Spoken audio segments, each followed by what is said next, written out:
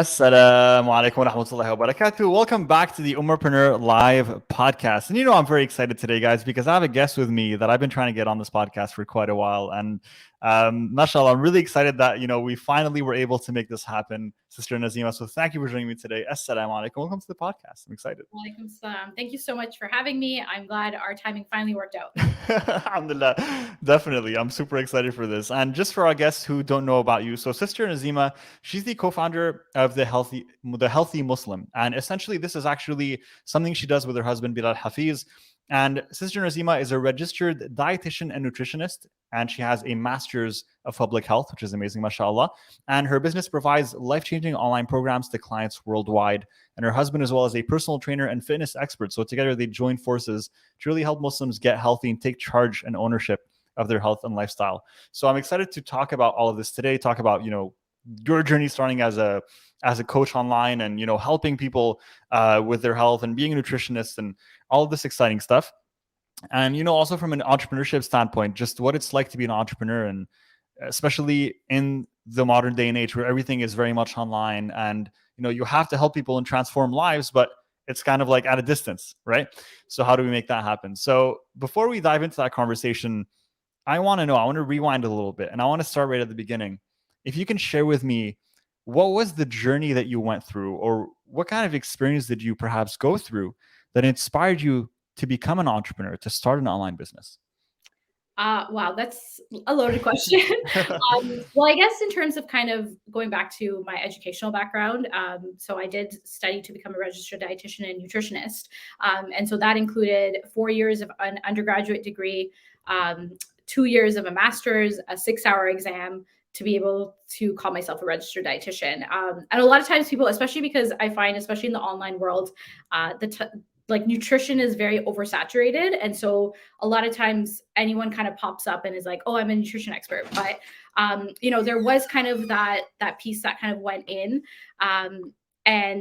So while I was kind of going through my educational background, one thing that I did really notice was the lack of the cultural aspect in nutrition, right? So nutrition was very kind of widespread, online, social media, but there was a missing piece of the cultural aspect. And so with that, what I really wanted to do was kind of address that. So take kind of the expertise that I have, but apply it through a cultural nutritional lens. And so that's kind of what kind of birthed, well, the Healthy Muslims is relatively new, but at that time, it was Nutrition by Nazima. And so with my Instagram, Nutrition by Naz, that's kind of where I started.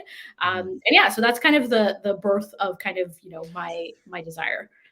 What made you go for, having your own business as a nutritionist versus, working in a clinic, or, one of those, let's say health and wellness centers where they have, physiotherapists, nutritionists, and kind of everything under one roof, but you decided to go on your own and build your own business.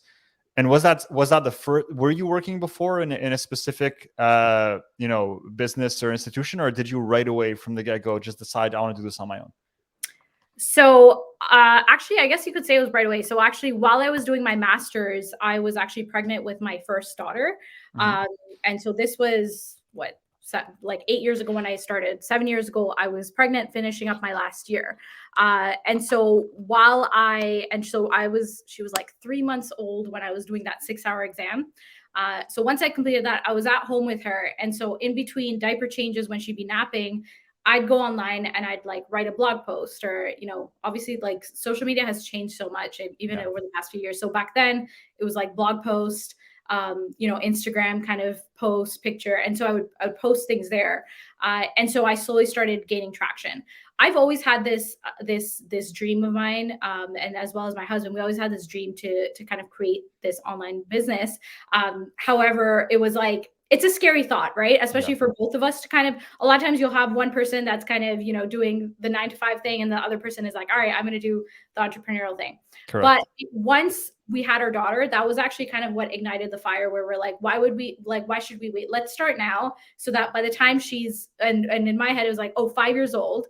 That's 5 years. By then we'll have something, really sustainable, versus we start when she's 5, and then it's just kind of like we're always waiting for the perfect moment. So for us, Mhm. it just felt right, to kind of dive right in. And honestly, there was really nothing that kind of address the need that we wanted to. And so that's where Mhm. we kind of started chipping away at that dream of ours. Understood.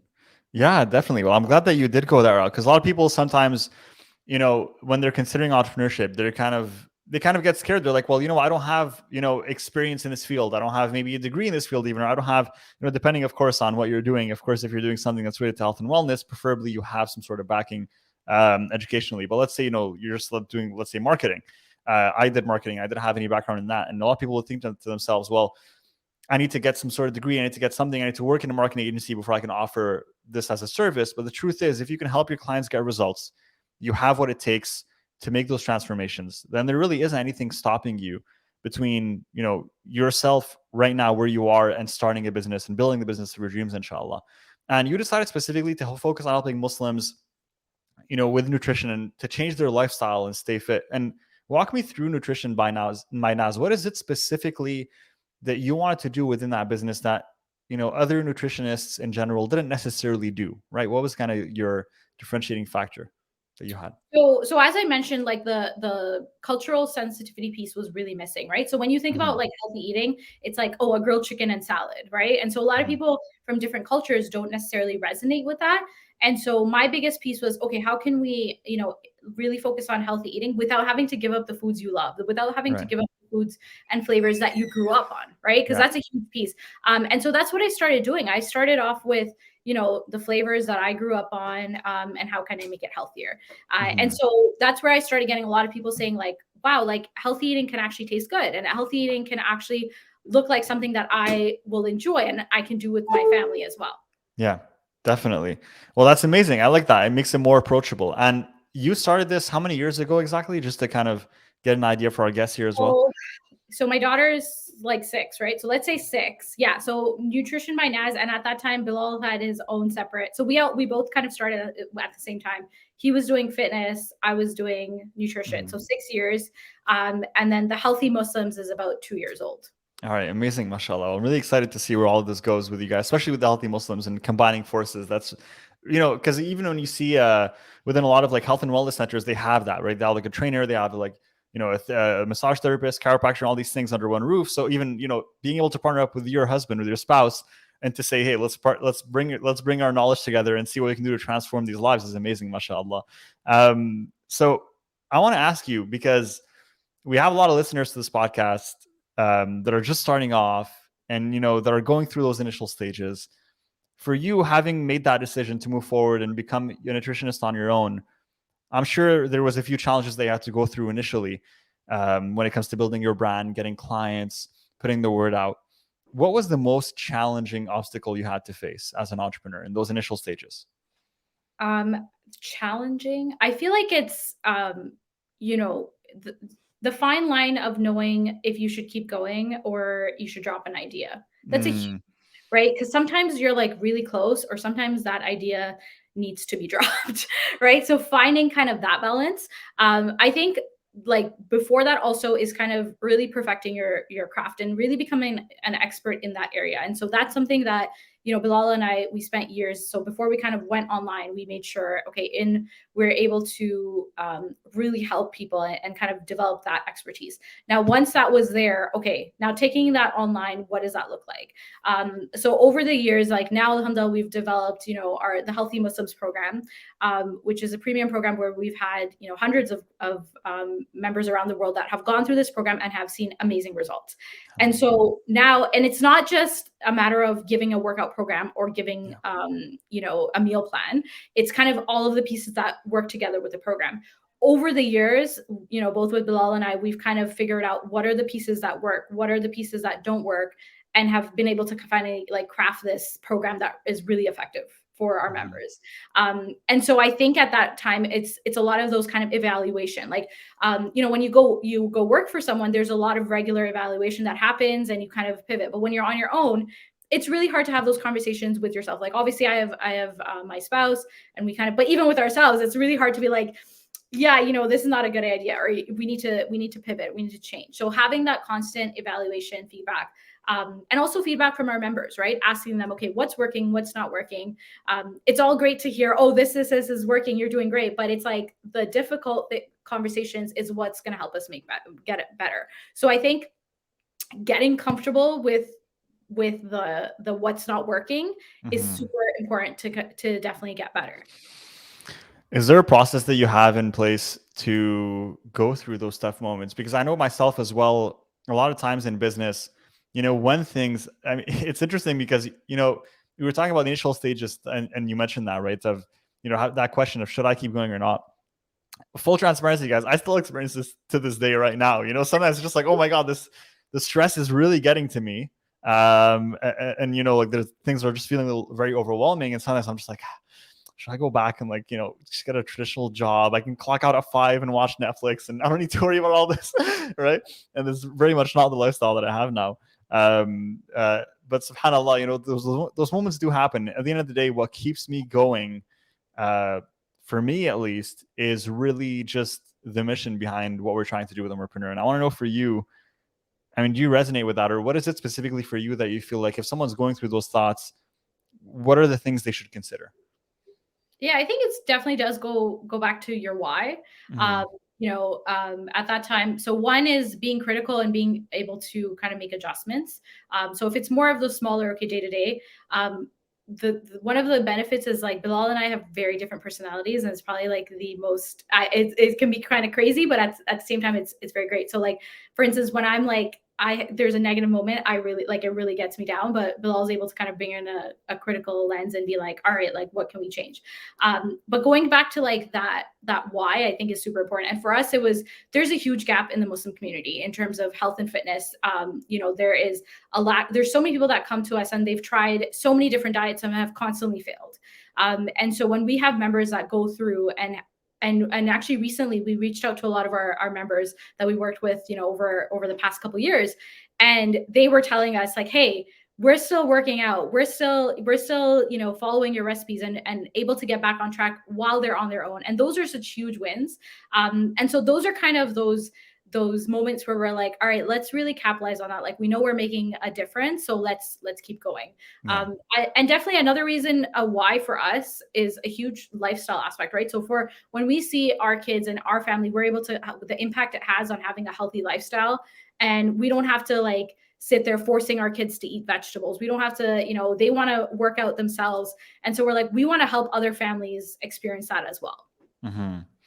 That's beautiful to hear, mashallah. And I'm glad, that we can resonate on that level. And I think every person listening to this should really focus on really being clear on what that is before they start a business, because you are going to need to fall back to that in those moments where it becomes challenging, in those moments where things get tough. Now, as a nutritionist working with your clients, what would you say from, yourself as a coach, what would you say is the most important skill for a nutritionist to have when working with their clients, right? Let's say someone's listening to this, they're thinking of taking the same path, maybe studying nutrition, being a nutritionist. What is the most important skill for a nutritionist in your opinion? I would say the number one thing is understanding that nutrition is very personalized. Everyone Mm-hmm. wants kind of what's the one food I can eat for the rest of my life that's going to solve all of my problems. Mm-hmm. Often get messages like, "Oh, I have this, type 2 diabetes. What should I eat?" It's a process and it's personalized. So it's also it's not just the what, it's also the how, right? So a lot of times if it's easy, like if you can go online right now and search up what foods should you eat for, say, type 2 diabetes or something, right? But then it's okay, now how do you implement it into your life? Okay, you're supposed to be eating X, Y, and Z. And so that's the piece that a lot of times people are missing. And so that it's very important to figure out, okay, and it's not the same across the board, right? So there may be two different people with, say weight loss goals, Yeah. right? Their meal plans will look significantly different based on a number of factors. And so a lot of times where people fall into, issues is where it's kind of that standard solution, and so you're not Right. personalized. So that's probably the biggest piece to remember. Definitely. That's some good advice. I'm appreciative of you for sharing that. And with your clients, when you're working with them, what have you seen to be, or what have you realized, I guess, across the board to be the biggest challenge that people face in general when it comes to eating healthy? Or even what would be the most common reason why your clients come to you, right? And maybe that's a great way for us to, people listening to this, if you have that issue, maybe we can make sure that they come and reach out to you. But what is the most common reason why people come to you and they seek your help? The biggest problem across the board is that sustainability. Like they struggle with sticking to something for long enough. So you know, a lot of times people want to lose weight. That's probably the number one reason why people come to us. But you've tried so many things, and it's just like it doesn't feel like something that can fit into your life. And so one thing that we do is we don't ask you to put your life on pause, right? People wait for, oh, I can't do this right now, I'm really busy. But you know, maybe usually January is like the best time people start. But by the time it's like the second week of January, you've already given up because it's something that's not sustainable. And so one thing that we help our members with is figuring out a lifestyle that's going to be sustainable for you. So number one is, of course, figuring out what's personalized to you, what's going to work for your lifestyle. And then what's something that you can do not only 6 months from now, but a year from now, 5 years from now, 10 years from now, something that you can continue on. And so that is a huge piece that people struggle with, right? When we have members come to us, they've tried, 5, 10 different diets. They've tried, those extreme fitness programs that are like guaranteed results, but it's really hard to stick to them. So our goal is to really help you, figure out a program that's going to work for you, that you're going to enjoy doing, that doesn't feel like you have to, give up life. Like you don't have to give up. If you love dessert, there's still a way to figure out how to incorporate desserts, right? You don't have to spend hours in the gym. Right. If your goal is not to, look like a bodybuilder, that's okay. But, you still want to kind of incorporate fitness for reducing aches and pains, being stronger overall. So those pieces, it's that lifestyle piece. What is something that you can do long term? I love that. And how do you and Belal, how do you guys help overcome that with your clients? Do you offer some sort of accountability? Yeah, definitely. So once we first thing we do is we always start in an assessment because we always want to get an idea of where what the person's lifestyle is currently. And that's the biggest piece. That's really what kind of differentiates us and allows us to kind of create a personalized plan. So once we get an idea of kind of, what your day-to-day looks like, whether, you're working 9 to 5, whether you're a student, whether, you have a family, right? Whatever the case may be. We actually work with a lot of couples too. And we see amazing results because the whole family is on board, right? Rather than one person trying to do it on their own. So once we kind of do that, they get a personalized meal plan and workout program, but we're not just kind of just throwing it at them and telling them to figure it out on their own. We have consistent accountability.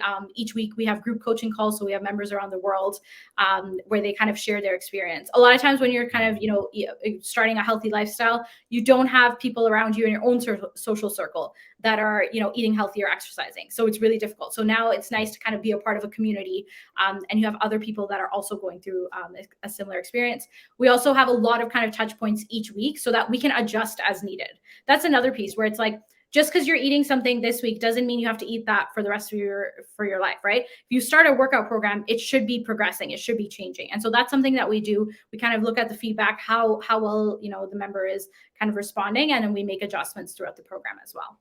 Yeah, definitely. That's amazing. And I'm really glad to hear that, because I think no matter what you're trying to do, you need some type of support and community, as you mentioned. And I can think of, 100 times myself where I set myself a certain goal, fitness wise or nutrition wise. And as you mentioned, it's most of the time you're on your own, right? Even if you live in a household, it's hard to get your spouse or your family to all be on board at the same time. I mean, if you can, that's awesome. It hasn't happened to me before. But then, to then commit and you're on your own, I think that's where you really need that support and you need that accountability in that community. Sure. And that is so important. It's so valuable. So I want to ask you, because initially you used to work solely on being a nutritionist, as you mentioned, with your clients, but now you've incorporated working with your spouse. Now, does that mean that you've also incorporated workout programs into your offering, or, exercise, or what is kind of like the new thing that people can expect from the healthy Muslims versus what you used to do before? Yeah, for sure. So before it was primarily targeted towards women and I was only focusing on nutrition. And Belal was primarily working with men and only focusing on fitness. And now it's like very obvious, like bring those two together. And so that's what we kind of did. And so the birth of that was actually through the Healthy Ramadan Guide. So this is a physical book. We launched it 2020, COVID year. I actually remember when this came out, by the way. I remember seeing this on your Instagram. Yeah. Awesome. Yeah. So this is kind of what started the Healthy Muslims, because there was a huge gap where like, okay, let's focus on kind of that Ramadan aspect. And so we launched the Healthy Ramadan Guide, and like I think it's like it's reached 30 different countries worldwide. And so this incorporates both the nutrition and fitness. So this was like the how-to plan. You get this, you get the full meal plan, you get the full workout program, exactly what to do in Ramadan to have a more energized Ramadan. So we launched this, and then that's kind of where we launched the Healthy Muslims. And with the launch of that, we brought together the nutrition and fitness. And then a lot of times what happens is when you go to someone, they're either the expert in nutrition and fitness is like, right? And then, or they're the expert in fitness and then nutrition, they're giving very generic advice. And so that's where we've kind of brought together, the expertise of both, and been able to, so we work with both men, women, couples, families as well.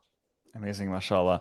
And I remember you releasing that guide, and I remember actually seeing it on Instagram and seeing all the positive feedback that it was getting, which was amazing, mashallah. And I want to ask you, again, just kind of give some value for the entrepreneurs that are listening to this as well. How was it launching an ebook like this and launching, a physical, were you shipping this physically to your customers, or was this downloadable? Yeah, so this is not an ebook. This is like a physical copy. And so once again, before this, for 3 years, we've had ebooks, but the thing with ebooks is like you download it and it sits in your computer and you don't actually like get to use it. So this, we wanted the experience is kind of, it's Ramadan and you guys, like as a family, you open it up and you go through the recipes, you go through kind of the workout programs. And that was kind of our goal with this. And so there was a lot of challenges with this because our goal was, of course, to have an in-person tour. We had everything mapped out. And then COVID was like literally hit March 2020, right? And so our thing was, I was like, no, abort mission. And Belal, of course, was like, no, let's continue. And actually it worked out really well because that was the first lockdown Ramadan for many people. And so for many people, this was a huge highlight where they were able to, because there was no more social iftars. So every single iftar, there was people that made every single iftar from here. And then, there was no gyms open. So this had the full kind of workout. And it actually so happened that we did like a no equipment workout for this. And there's a mobility routine to kind of help with aches and pains during like long prayers. So this became kind of this household resource throughout the month of Ramadan. And we had such amazing feedback. And of course, the following year as well, alhamdulillah. And so, yeah, we were physically shipping out these books during, and that for the COVID time, like shipping times were like extremely delayed. So a lot of people didn't get the book on time. So we were like emailing out parts of the book, like, all right, okay, first week, here you go. And we had a whole online support as well. And so everyone who purchased this book was a part of the community, right? They had the online support. So they had questions about, if you had a question, a lot of times you're like reading a book and you're like, yeah, I have this question. So people were able to like ask that question. And so it was like this community, like everyone was going through and having iftars together, even though we're all in our own home. So it was actually a great experience. That's amazing, mashallah. I've never seen someone turn a book into a whole like experience with the community support and everything. So that was very genius of you to do that. And it actually goes to showcase your creativity. And that, as a business owner, it's not only about limiting yourself to what other people are doing and what's already existing, but you came up with this new idea. Let's create a physical book, forget ebooks, and let's also provide that community support, which is the first time I hear about this. So this is actually really amazing, mashallah. It's beautiful and it's unique. And, did you feel like, so since then, I know you mentioned this was kind of like the inception of the idea of bringing your forces together. So is that the reason, or could the reason for that be that you feel like a healthy diet and working out kind of go hand in hand, right? For someone listening to this who's thinking, well, can a healthy diet replace, working out? I don't really like to work out. I don't like to exercise. Can I just change the way that I eat, and is that going to be enough? Yeah. So the short answer is no, that is not it. You can't do one or the other. You can't pick one or the other. It's really about that healthy lifestyle. And it's kind of the two pieces of the equation, right? Nutrition and fitness. And sometimes we do have people that they kind of have an idea. They're like, oh, I kind of work out. And the biggest sign I'll say is when someone's like, I've been working out for this many months, but I haven't seen any results. And so it's like, okay, well, what's happening in the kitchen? Right? Or someone's like, oh, I think I eat healthy, but I haven't seen any results. And it's like they struggle with the fitness. So both of these pieces come together. However, when you kind of think about both of these pieces coming together, it feels like it's going to take over your life. Oh my God, I have to think about every single thing I'm eating. I have to think about my workouts. Like it's very overwhelming. And so that's where we come in and we kind of help simplify it. All right, we want you to continue on, and overall you must have a pretty happy life and you're pretty happy with where you are. So now, okay, let's improve it. Let's add in that nutrition piece without having you stress about, oh my God, what's my next meal? Let's add in that fitness without you having to block off 20 hours a week. We don't need that much time. And so that's where we kind of come in to kind of simplify it and put together both of those pieces. That's amazing, mashallah. I love it. And do you cater to both like people who are trying to lose weight or people who are trying to gain muscle? Like, or do you specifically focus on a specific like demographic within the fitness niche, right? Or is it any goal that you have, you'll adapt to it? So the great thing is, because I'm a registered dietitian, I have the clinical experience. So I went through kind of all of the clinical training. Most people do come with weight loss, but we've had people that want to gain weight, muscle building, a lot of health concerns, right? So a lot of, South Asian, Middle Eastern communities deal with a lot of common health concerns, type 2 diabetes, heart issues. And so I'm able to kind of use nutrition through a clinical aspect as well. We've had people that are on medication for type 2 diabetes. Within 3 months, their blood sugar levels are amazing. A lot of times, you go to the doctor and they read your blood report to you and they're like, all right, go lose weight, go eat healthy, but they haven't given the how. And so that's where we've had a lot of members come to us and they're like, okay, this is what my doctor said. I have this much time to kind of make a change. And alhamdulillah, you actually only need 3 months to see a difference in those numbers, because it takes 3 months to kind of replace your red blood cells. So within 3 months, alhamdulillah, we've helped so many people through nutrition and fitness, see an improvement in their health as well. Alhamdulillah. What's the reason for that? Why do we have so many, as you mentioned, Middle Eastern, South Asian people? Why do we all have diabetes and heart problems? Is it the food? Is it I know we love sweets. I mean, Arabs. I come from a Lebanese family. I know that dessert is an obligation after every meal. Like that's when we get together at least. But yeah, so that's actually a huge misconception to blame the cultural food, right? Because we think, oh, it's like these cultures, so it must be our food. So the issue is not our food. One, it's kind of just ethnically, our genetically, we're more predisposed to it. So that's just, it doesn't actually have to do, if you kind of go back into our cultures, is pretty healthy. I feel like over time we've incorporated more like processed foods and not the healthiest way of eating, right? And so it's not actually our food. So it's more sometimes, and then on top of kind of the culture. So it's just kind of ethnically, you're just predisposed to it. So regardless of, you could eat as healthy as you want, you're predisposed to it. Number two is, if you have a family member who has, let's use type 2 diabetes as an example. So if you have a parent or grandparent, it increases your chances. So for instance, for me, I'm South Asian, so I have my increased risk. Number two, I have a parent that has type 2 diabetes, so I'm at increased risk. So I could be eating super healthy and I'm still at increased risk, right? So it's before we even look at what you're eating. Now, what you're eating definitely makes a huge impact on kind of, are you actually going to get that type 2 diabetes, right? And so that's where it's more about the pattern of eating. It's not about giving up your cultural foods. That's the biggest misconception. It's not about never having dessert, right? It's about, okay, how can we fit it in? How can we, if you love your Middle Eastern foods, let's, use those flavors and, shift how your plate looks like. If right now it's, really overfilled with carbs, it's a lot of fat, let's adjust that. Let's kind of make those changes so you can continue to eat your Middle Eastern food for the rest of your life and be very healthy. But making those changes within kind of your cultural foods makes a huge difference. For sure, yeah, definitely, and that makes a lot of sense when you put it that way. And I want to ask you this, and just because I'm curious, have you ever gotten? Because I have a parent with type 2 diabetes as well. I mean, like grant Shifa and grant your parents Shifa as well, and anyone who's suffering from that. Are there any warning signs? Like for me, how do I know? Like, oh, I might this might be manifesting in my life. Just like, is there any warning signs that I should be looking out for? Yeah, so when you get your blood work done from your doctor, there's something called an A1C level. And so that slowly starts creeping up. And so a lot of times, sometimes, depending on where you are, the doctor will say you have prediabetes, or, oh, your blood sugar is borderline, right? Like those are kind of the wordings. And so at that time, they won't give you any medication. They just kind of give you this warning sign, and they give you very vague. They'll be like, oh yeah, like you can lose weight, or you can, and sometimes you don't even have to lose weight. Like it's like they just give, or just eat healthy, right? Or they just give very generic advice. And so at that time, if you make significant, lifestyle changes through nutrition and fitness, you can see that number come down within 3 months. The next is when those numbers are actually in the kind of that red zone. And the doctor will say, okay, let's see if you can manage it through lifestyle, through health, nutrition and fitness. If you don't, then in 3 months, I'm going to prescribe you medication. So that's kind of the next step. And then after that, honestly, even once you start medication, it's still not too late, because with medication, you can still incorporate lifestyle, nutrition and fitness, right? Make changes. I've helped a lot of clients decrease their medication or eliminate it. That's kind of the third step. The last step is once you've kind of been on the insulin injections. And so a lot of times when people think of diabetes, they think of the insulin shots, right? So that's actually the last step. And I'm talking about type 2 diabetes, which is kind of lifestyle onset, versus type 1 diabetes is a different one where you're like younger children have it from a younger age. So type 2 diabetes, the last stage is insulin. So that's when your body stops producing insulin.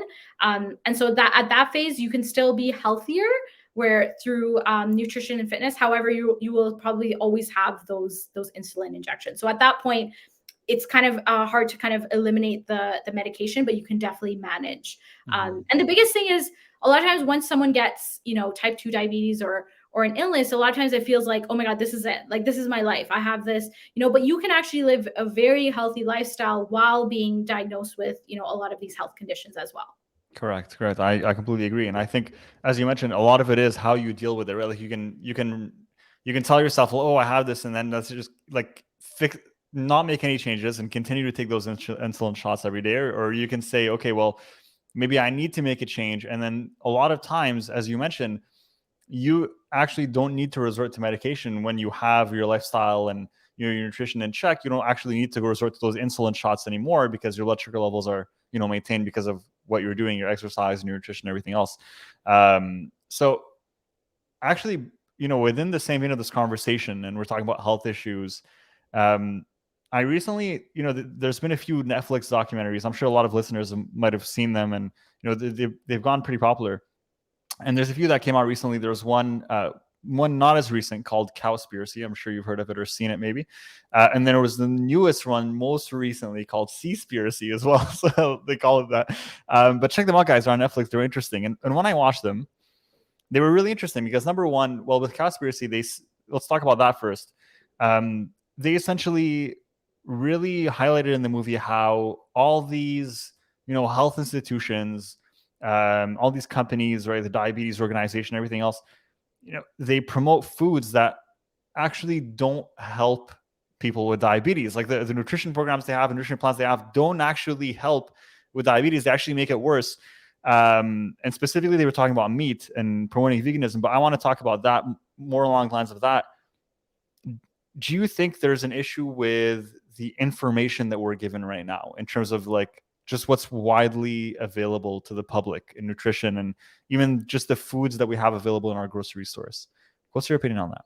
Well, here's the thing, nutrition, like information, especially when it comes to diet, nutrition, there's so much. Like you can find whatever answer you want on Google, right? So if you want to lean towards, let's use the dairy example, pro dairy, you can find all the information you want, and then anti-dairy, you can find all the information, right? Similar to being vegan versus not.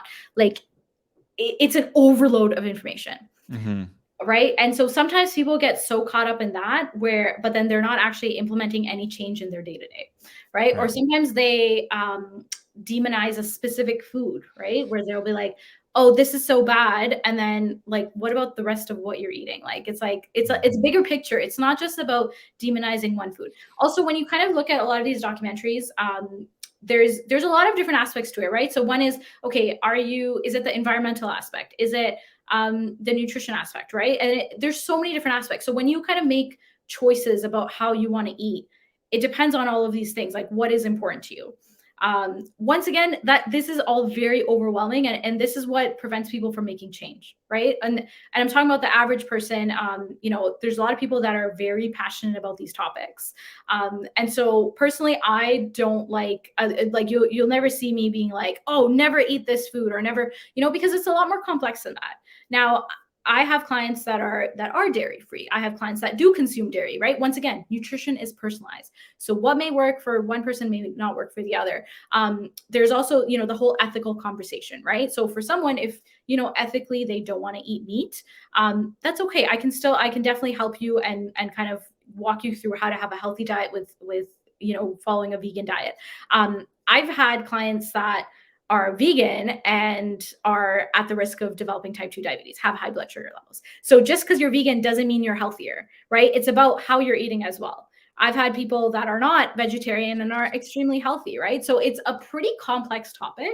And so I don't think there's not a black and white. And I like to kind of focus on the more personalized nutrition. Okay, let's figure out If someone does not want to consume dairy, that's completely fine. We can figure out other alternatives. I think it definitely works person to person. Even within a household, you have different people consuming different things. At one point, I would say almost like 80% vegetarian. Like I was pretty vegetarian, and it was amazing for me. It really helped me with my energy levels.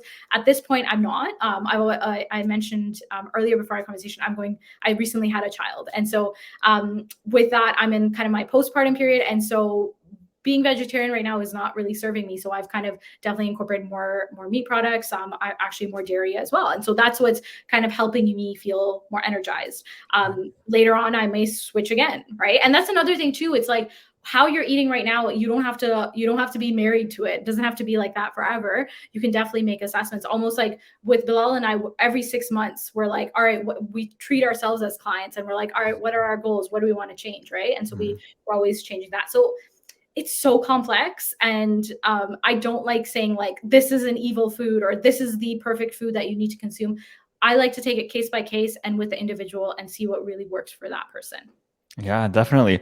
And what's your opinion on the fact that, within the same discussion, because, when you look at, for example, the Sunnah of the Prophet ﷺ and how he used to eat, like one part of what I saw in that movie, which was interesting, which was just how like we have, because of this overabundance of, let's say, for example, meat, right, as an available diet, is that sometimes we'll find ourselves eating meat, sometimes every day, right, for weeks on end.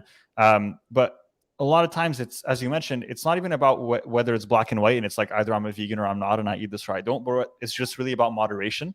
And that was the habit of the Prophet ﷺ, right, which was that he ate meat, but he ate meat like in moderation and rarely, right?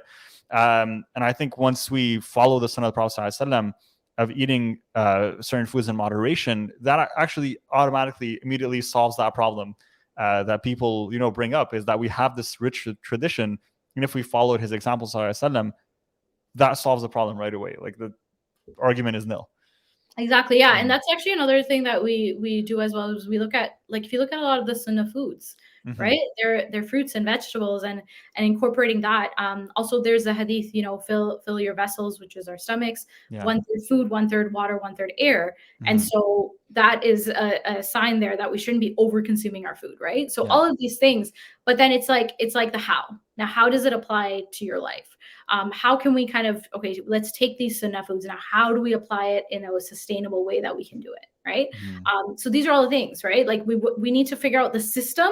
Like, yes, we figured out, okay, this is one ingredient that I want to incorporate or I want to avoid. Okay, now how do I do this in a long-term way that's going to, one, benefit my health and benefit my goals and kind of help me in the long term as well. Yeah, definitely. Well, thank you so much for sharing that. And there is one thing that I want to ask you. If there's a, maybe a fitness coach listening to this, or just an entrepreneur in general, let's go to entrepreneurship. But there's an entrepreneur listening to this who's interested in coaching. What do you what is it for you that you feel makes a good coach? So if someone's listening to this, like, I'm thinking of starting, as a coach, what can we give them as a tip? One main piece of advice that we give to entrepreneurs who are thinking of starting as coaches. What's one thing that you should look out for to be the best coach that you can be, to serve your clients and be successful, inshallah? So I would say the first thing is to really, develop your expertise. So especially in the nutrition and fitness area, being a credible expert, right? Getting, certifications, continuing your education. A lot of times people just stop. Okay, I did one course, I'm the expert in nutrition. No, it's like, especially like, the research is constantly evolving with nutrition and fitness. So we're constantly learning new stuff to figure out how to help, turn around and help our clients. The other piece is also, so not only, with our nutrition and fitness area, but also with business, right? Like we're constantly learning areas. So when I went through my traditional schooling, I didn't learn much about business. So it was afterwards where we kind of went through, okay, let's take different business courses and reach out, let's figure out what we need to do to create this online business. So that's a huge aspect as well. And I would say constantly, that feedback, getting that feedback from your own clients, as well as from yourself, and kind of doing that evaluation in order to progress and really kind of create a program that works for your clients. At the end of the day, the goal is to help see success, right? And what is the definition of success? So what are things that you need to implement in order for your clients or your members to see that success? Definitely. That's a beautiful advice. And I completely agree. I think one trap that, you know, even not just entrepreneurs, but as human beings, we fall into is that we fall into this trap of like complacency where we feel like just because we achieved something or we learned something that that's it, we're good to go and we're set. And even a lot of times, especially with me, with Ummahpreneur, I see that a lot where, you know, people are so hesitant to invest in what they call a continued learning, right? Like invest in more programs and courses and mentorship. They feel like, oh, I've done my studies in a certain area, so that's it. I'm locked in for life, and that's all I need to learn, and I'm done learning.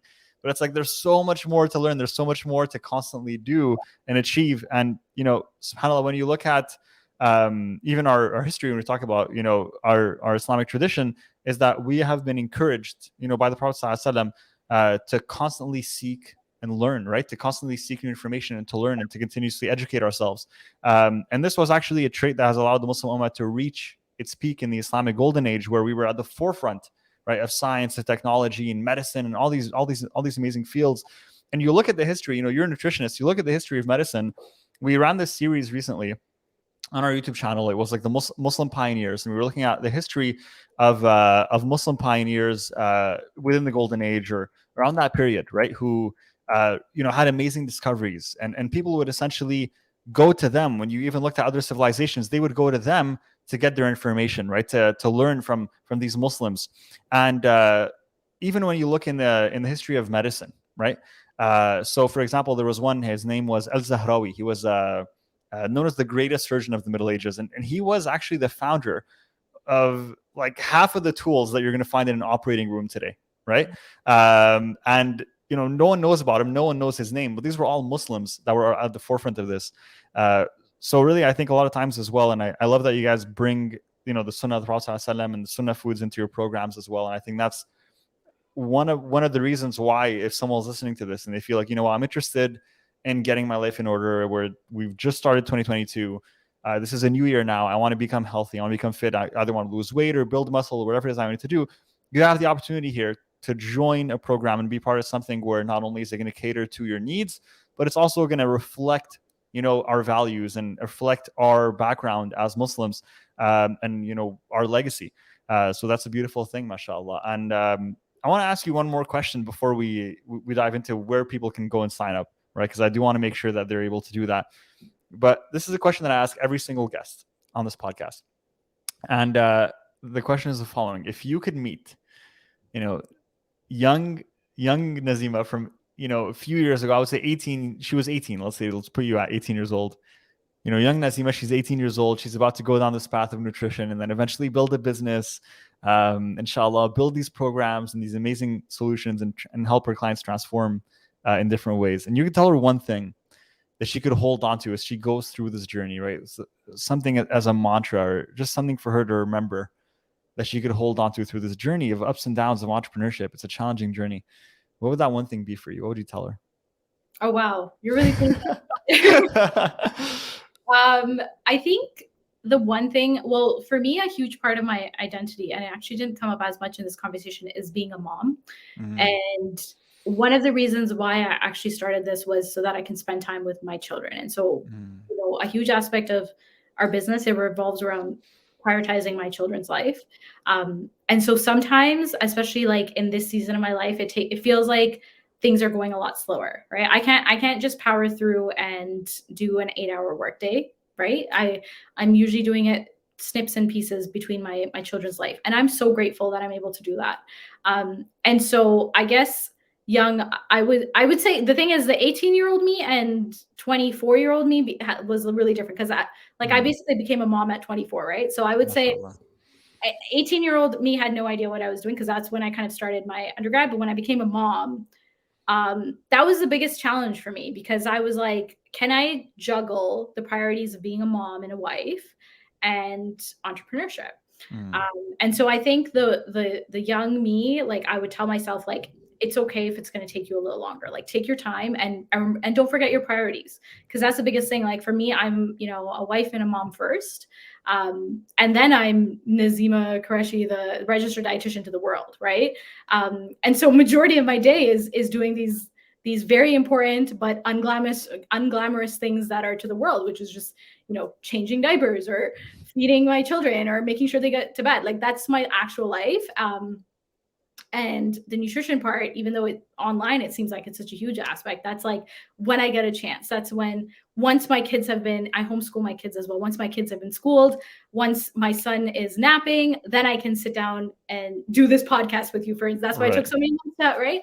So I feel like, telling my younger self, I remember in the beginning when I started, it felt very challenging because it just felt like there was no traction. Like, is this even worth it? But telling myself like it's going to take time, and holding on to those priorities and values is my strength, and that's what's going to kind of help me be successful in the long term as well. Inshallah. Well, I'm really happy that I asked you that question and that we got that information out of you, because some of our listeners who don't know about you might not even know, and they might be in the same position. They may be moms, they may be wives, or they might be dads as well, right? And they might be in a position where they're like, hey, I want to be with my family, and I don't know if I can juggle this. And I really appreciate you sharing that, because that's one thing that I've noticed as well on my end, which is really this year I've realized that. And I was always in a rush. Like I was always when I first started my business, I was very much in a rush. I was always in a rush. Like I want to hit, you see all these people around you. I made my first mill in my first year. I made this and I hit that milestone and this milestone. And you see this and you're like, okay, I think that's going to be me for sure. So, and then you move forward and you build and you're like, oh wait, I'm not even close. What's happening? And what you realize is that really, number one, a lot of things out of your control. The only thing that is within your control is how much effort you can put in, and can you do your best. Yeah. And as long as you're doing your best, and you're really putting a sincere effort, and you have that pure intention to serve and to do your best and bring your best for Allah subhanahu wa ta'ala, then that's really all that you can do. And at the end of the day, you have to give yourself some grace and know the fact, and not really set that pressure of I have to be there by this amount. As long as you are moving forward in the right direction, give yourself the grace and the time to say, well, I'll get there when I get there, right? Exactly. Yeah. I'll get there when I get there. For sure. Yeah, subhanAllah. There's this quote that I really love by, I'm forgetting, I always forgot, do I forget his name? I forget his name, but he, Earl Nightingale. And the quote is the following. I'm going to share this with our audience. He says, success is not arriving somewhere or to a certain destination, but it is rather the act of working towards a noble objective or a noble cause, right?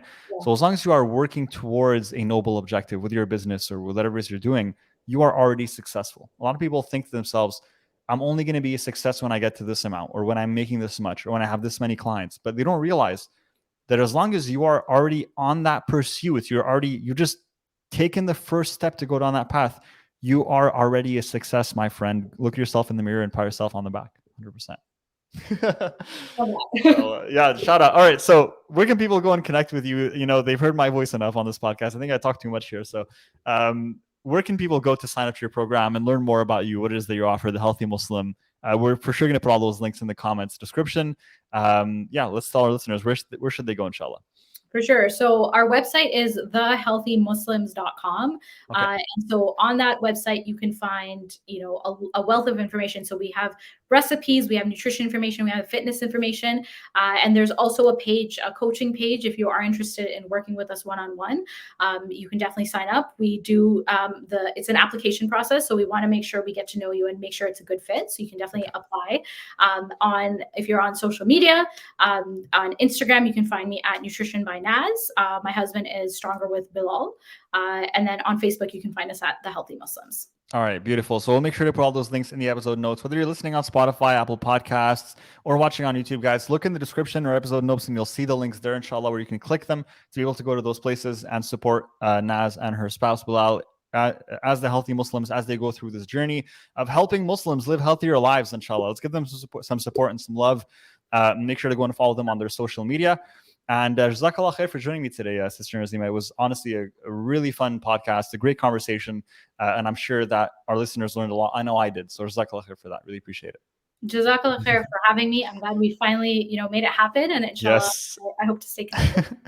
Inshallah ta'ala, definitely. And guys, you know the drill. If you enjoyed this episode, just go ahead and leave us a rating and subscribe to the podcast if you haven't already. And make sure to follow us as well on your favorite social platform. Just search Ummahpreneur. And if you'd like help with your business, there will be a link also in the description or episode notes to book a call with my team where we can speak to you and understand what is your business, how can we help you, what your goals are. And if it makes sense for us to work together, we'll offer you that as well on that call, inshallah. And until then, we'll see you next episode. Assalamu alaikum.